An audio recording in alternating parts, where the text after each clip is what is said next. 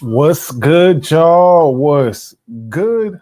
Welcome to today's live stream. I wanted to hit you with an impromptu live stream and dive in on a few things today.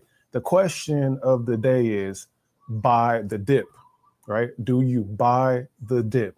We got 4 cryptos to watch now: Ondo Finance, Chainlink, Algorand, and I put a hidden gem for those watching on YouTube because there's a couple cryptos I want to put on your radar. As we let more people join the stream, I'm gonna play a little music for y'all, set up the rest of what I need to set up today to discuss buying the dip or not buying the dip, which cryptos needs some sauce, okay? And if y'all got any cryptos you want me to check out, we're gonna do some technical analysis as well. So let's get this show on the road. All the scenery, trees and greenery, cryptocurrency, stake my currency first to the research, deep dive feet first on the beat, berserk on the block we work. Grown man, big world, tiny man. Big bags, 100 grand rubber band. Life of blockchain, never be the same. Verify the ownership, change the game. Transparency when I'm talking fame. Tokenizing our mind and our brain. When I step a pool, I get an LP. Impermanent loss won't affect me. Passive income, passive income, passive income. Gold in my dental, thank God for my mental. Investor fundamentals, told my girl it was simple. We getting all this money to purchase rentals and get passive income. Neighborhood hero who started from zero. Researching the crypto and teaching his people. Collecting some euro in Europe for crypto. Spending that dinero on chain with Circo. On chain money market, on folks where I park it. USDC for profit, crypto still popping. Yeah, y'all. So appreciate y'all for tapping in on today's live stream. That was some crypto bangers for y'all. But we want to start off with something I thought was very interesting. So we got this guy here, Kevin O'Leary. He goes by Mr. Wonderful. Is he wonderful? That's up to discussion. But he says, over the weekend, I witnessed something every crypto investor should pay attention to. Ethereum, the largest blockchain in the world, got congested and fees skyrocketed past $1,000 just to process small transactions. That's like paying $1,000 toll to drive on a 1-lane highway. It proves that what I've been saying for years, when real traffic hits the system, it cracks under pressure. For over a decade, we talked about going on chain. And now with real world adoption finally happening, the cracks are showing. Innovation isn't just about hyper speculation, it's about the infrastructure can really handle scale. So he's talking about Ethereum, right? Let me get this thing ready for myself. So he's talking about Ethereum. And I definitely want to get y'all opinion on this up in the chat. Let me know y'all opinion. So he's talking about scale. And obviously, the critics will say, hey, Ethereum isn't it. They got Solana. We have Algorand. We have Hedera. We have Base, right? There's a whole bunch of other things. And I'm like somewhat agree with that. That's why I haven't been the biggest fan of Ethereum in terms of just in general, Ethereum being the chain that I transact on. However, we can't be naive and act like Ethereum ain't got the juice though. It got the juice. So Ethereum, right? They're having an upgrade that's going to happen soon, and we got to pay attention to that. So let's get to these charts. Just want to put that on the radar. Y'all let me know what y'all think about Kevin O'Leary's post. But we got to get to the charts because I want to talk about some potential trades that I think could be really good.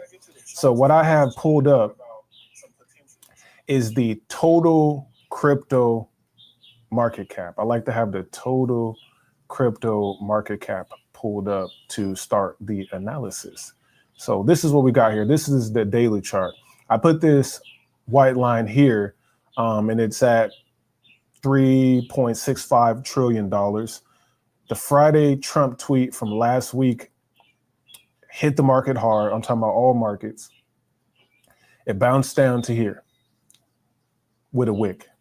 Then you get a kind of a fake out on Sunday, looking good, we thinking we back in action. And now we got 1, 2, 3, a 4-day downtrend for the total crypto market. However, a good sign is that we got buyers that stepped in right here at roughly 4.7 trillion. And that's where this wick hits the 200 SMA. And as I've been talking to y'all about technical analysis, the 200 SMA is very important, especially on the daily chart, as we're probably looking to trade there. And again, on the weekly chart. This is the daily chart. So we're going to focus on that. Now, I'm going to tell you about a trade that I took recently, and I thought this was a killer trade. If you are a trader and you were looking to trade options or futures, this was a banger trade right here. So the market was doing really good, right? We got all the rise, we got some, consolidation. Then we hit this level right here, 4,774, right? That became a level of resistance right after the wick for basically a new all-time high of Ethereum, slightly under $5,000. So I said, okay, let's see what we got going. We get the downtrend, then we boom, right here. We hit these levels, which is basically was the former resistance level during the run-up in July. That breaks, we go higher, we go low, boom. I see this happen. I said, okay, that's where I put this line right here. Let me take the trade right here, right? We run the trade up, and then we notice this same level here. It actually was a double top happened 1 day later. I was like, hey, we're going to get out right here because this is the same level. And if it doesn't happen, I'll leave a little bit more on the table in case we rise higher. Took the trade there. And then that turned out to be a nice trade. And this is about from bottom to top, about a 23% banger right there. And if you're doing like, let's say 5x leverage, or you're running an option, that's like 100% or more on your trade, depending on how you use your leverage. So now I'm looking at this. We're going to slide this over. If we go about here, we're just about at the same exact spot. And if you can get something similar happening, or maybe even higher, that's another 23, 24% from these levels. This looks like a solid level of resistance. If you go to all-time high, that's about a 27%. Depending on your leverage again, that could be another banger. And then the other possibility is if this breaks, because it did break here, it didn't break here, it did break here. If this breaks, we could potentially head to these levels, which was another support level that happened recently, 33.80 roughly, or here. I don't think it's going to break, but we got to be cautious. These are the two levels of the 200 SMA. So definitely, y'all let me know y'all thoughts when it comes to these levels for Ethereum. So I think Ethereum, again, is the banger trade right now. It's the banger trade right now. And I'm really liking the price action, and especially in this pullback for those who've been wanting to get in. Now, let's go back to Kevin O'Leary real quick. Let's kind of hear him say it. Never happened. But now with the stimulus of the Genius Act, for the first time ever, people are starting to use it as a digital payment system. And in order to do that, you have to go on chain. You have to go onto the Ethereum or the Solana. You've got to go on chain. You have to sell and buy on chain. So over the weekend, and the reason I bring it up, a concern that I've had for a long time, and I've seen it before, is that Ethereum, the biggest blockchain, think about ETH, and what's really stimulated it has been that maybe 30% of all transactions on stablecoins are being settled on Ethereum or transferred on Ethereum or paid on Ethereum. But over the weekend, when we had real volatility for various reasons on crypto, Ethereum itself got stuck.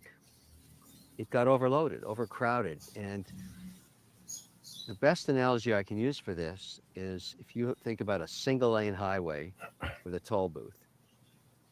Ethereum is a single lane highway and all the cars are transactions on it, but they have to go through the authentication toll booth out in the middle of nowhere. So they all have to drive through the toll booth, and it works fine when there's not massive volatility or massive volume. But when we had that occur, both massive volatility and massive volume on Saturday, it got stuck. So it got stuck. That's what he's harping on. And then again, as I mentioned, there's other cryptos that Kevin O'Leary should be paying attention to. Tokenization that is already in position that can handle the scale. And one of those right here is Algorand, right? I talked about this recently, but we're going to go over it a little bit more. Algorand obviously can handle the scale. You know, and the critics will say, what about the price action? We're talking about scale right now. We'll get to the price action later on. But when we're talking about building a business with tokenization, with the things that Kevin O'Leary is talking about, you need a blockchain that actually can handle that. And Algorand is that one. So one of the many, one of the few. So Algorand, right? Algorand has added as a partner for Google Cloud Tech's agent payment protocol. Google developed AP2 to initiate and transact agent-led payments across platforms securely. Then they say our blockchain's instant finality, low cost, and secure transactions makes AP2 ready agent payments seamless across platforms.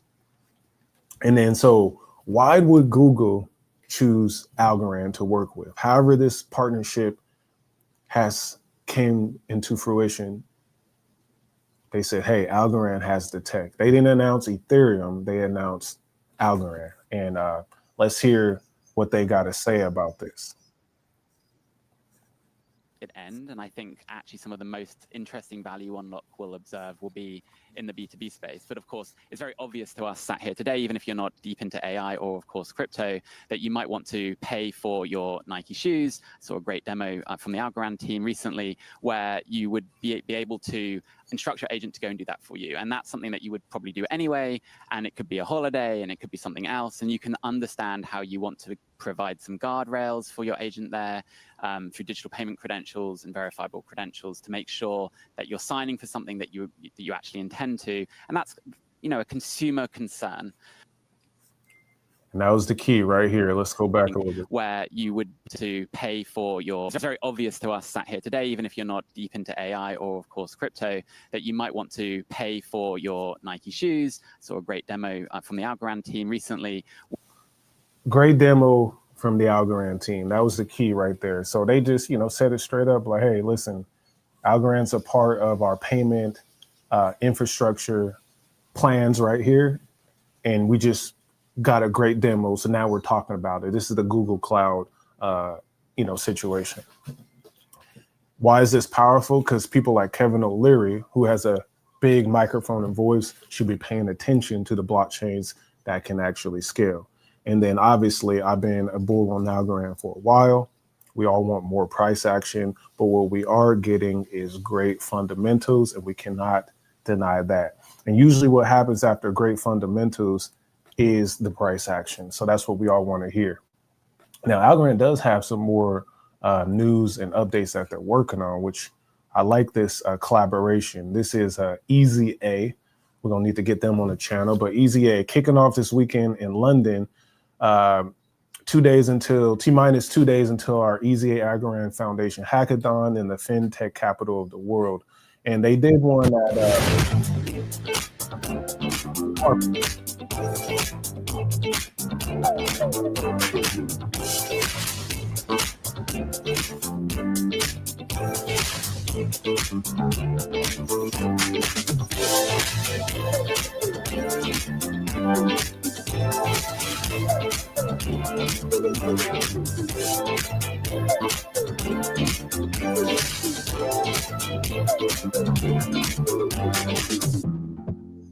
See, I think that's a banger collaboration that Easy A is doing with the Algorand Foundation. You need builders, you need people to be aware. So it looks like they're traveling to some of the most popping places with capital markets, and they're putting it out there, and they're having college folks and people who are into this this technology build. And Algorand's like, we're gonna push in this type of way. I think that's another smart move. And then finally, my last Algorand update I want to share with y'all is this one. The mobile first native DeFi experience on Algorand is gaining serious momentum, introducing the Hey Tap dashboard built by the Algorand Foundation on Nansen. So this is pretty dope. So this is Haystack is the new Algorand mobile first app. Okay. Mobile first app. And the first of their kind on the Algorand blockchain. And then they putting it out there. So here we go. The updates on here. And this is from the Transaction Labs team. All-time volume, $1.3 million plus dollars. All-time transactions, 700,000. All-time trades, 100,000 on there. And then Hay in circulation, which is their token, 32%. He says Haystack's growth has been impressive. Haystack is now averaging 10K plus transactions daily, right? Nearly 500 unique wallets interact daily, and 20,000 users have used the platform or router since the launch. And it launched really recently. Trading activity shows this isn't just transaction noise. With over 1.5 trades per day and over 100,000 total trades, Haystack is becoming a go-to hub for DeFi activity on Algorand, right? And then you got volume, daily volume averages 5K, and since September 1st, volume has 2x, reaching 1.3 million. And he has the info on the Hay token. Only 32% of the supply is in circulation, with an active burn mechanism gradually reducing it over time. As more features and utility opportunities unlock, Hay's role in the ecosystem will continue. So I appreciate that. Them guys is cooking. So let me know what y'all think in the comments in the chat, or when you watch this video, what you thinking about the Haystack app and Algorand in general. Now, I do have the next buy the dip token, in my opinion, is the one and only Ondo Finance. So Ondo Finance has been getting a lot of love for its tokenization. It's been getting a lot of love by BlackRock, Larry Fink, TD Ameritrade, all the big institutions, because they're tokenizing stocks, bonds, ETFs, and then they're shipping them out of the United States into different countries, right? And in order to get the world onto tokenization, you got to have the right technology, you got to have the right Oracle data and everything. So this is kind of 2 for 1. Chainlink is also another buy the dip, in my opinion. So Ondo X Chainlink event at DC FinTech Week, convening policymakers and industry leaders in Washington, DC to discuss tokenization policy, infrastructure, and institutional adoption, together shaping the conversation on how capital markets come on chain. And this is them right here. Welcome to the Chainlink Ondo network and reception. So they out there pushing in DC, where the policies and the laws are created. And that's the type of work you got to do. And this becomes a group effort eventually, that the more of the blockchains that have the pool that get out there and actually teach the policymakers, teach the people what is going on, right? Things get changed. And we always want that change to come in the form of laws and liquidity if you're holding crypto, right? And then we have this here, which I think is important. Policy is catching up to technology. Yesterday, Ondo's head of global regulatory affairs, Peter Curley, joined leaders from Chainlink, Coinbase, and the European Commission at DC FinTech Week. The panel explored how identity, compliance, and infrastructure are core to the future of tokenized assets. Then they go into the key takeaways. Infrastructure needs data integrity, cross-chain interoperability, privacy solutions, and compliance infrastructure are the critical areas for institutional adoption. That's obviously where Chainlink comes in. Then we have regulatory shift. The Trump administration is urgently working to reshore crypto activity back to the US. Much respect. US and European Union competition. While the MiCA gave Europe an early lead, US companies are now refocusing statewide.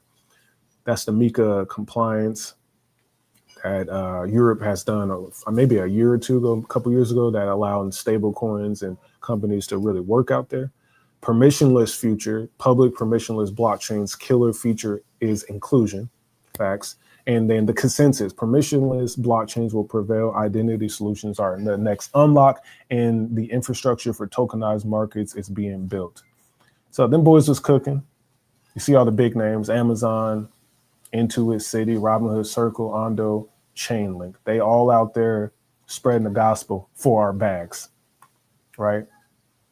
And then, this kind of was interesting. This is not exactly the gem I was talking about, but for the Chainlink army, we got to put this one on the radar. I mean, for the XRP army, Ripple Labs leads 1 billion raised for new XRP treasury. So remember, we've been having an explosion in treasury companies. Started with MicroStrategy and Bitcoin. That obviously worked. Then you see El Salvador and other governments buying Bitcoin. That worked. Now you got Bitminer buying Bitcoin, right? I mean Ethereum. They're mining Bitcoin, but they have Ethereum. They're doing really well. You have companies stacking Solana. We have Chainlink. We'll get back to Chainlink. Chainlink purchasing the Link token as buybacks from revenue. These things are happening, as I've been talking about, is buying these tokens and putting them in your reserve is great. So us as investors, as holders of these cryptos, we love to see that. We want to see the yield shared, the revenue being shared. We want to see these crypto companies putting money where their mouth is. All right, so let's get back to this. So this one here is, if you've seen the theme, y'all, is all this is cross collaboration. This one here is a clip of Benedetto. He's the CEO of Folks Finance. Remember, they built it on Algorand, and then they went cross-chain recently. He discusses the impact of joining the Chainlink build program and the journey of building a cross-chain DeFi protocol with nearly 200 million in total deposits powered by Chainlink. So you can now borrow and lend, via Base, Avalanche, Algorand, a few other chains, AVAX, that's Avalanche. And this is powered by Chainlink, right?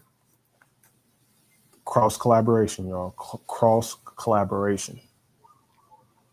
And then what we got here is something that's also huge, in my opinion, for Chainlink, another buy the dip. We're excited to announce the S&P Global Ratings, the leading credit rating agency relied on by 95% of the top 20 global institutional investors, is collaborating with Chainlink to publish its stablecoin stability assessments on chain for the first time via data link. And they put out the press release. The launch comes as a pivotal moment in the evolution of digital assets. As of October 2025, the size of the stablecoin market exceeds 300 Bs. That's billion. Big B for billion. With the passage of the Genius Act in the United States, stablecoins are becoming a core financial primitive of global finance, underpinning payment, settlement, and trade. However, to support institutions seeking to adopt stablecoins at scale, they required a standardized, reliable, and transparent on-chain way to evaluate stablecoin risks. So they think in big picture. S&P Global Ratings assess the stability and resilience of widely used stablecoins by evaluating credit, market, and custody risks to the overall asset quality, along with the additional risk factors. Then they go in and they talk big stuff. And basically, Chainlink is like, I got you. And Chainlink's obviously partnering with most of the cryptos out there in one way or another. All right. Now, again, so to slowly close this out, again, if we looking at ETH again, These are the levels that we need. But if we go to a bigger picture, ETH is obviously looking real good. Here's a smaller picture on the daily. If we can hold these levels, make another banger trade to the upside, that's going to feel good for most people. And then Bitcoin actually pulled back a little harder, right? We want Bitcoin to hold, get back above 107. That helps out all of crypto. Bitcoin can get back at 107. I got this trend line that I draw from a while ago. We've broken it, obviously. So we want Bitcoin to get back. It looks like that wick here got gobbled up. It went as low as 103,000. Not the best look. So we have to be cautious as well if we are trading. If you're buying the dip, hey.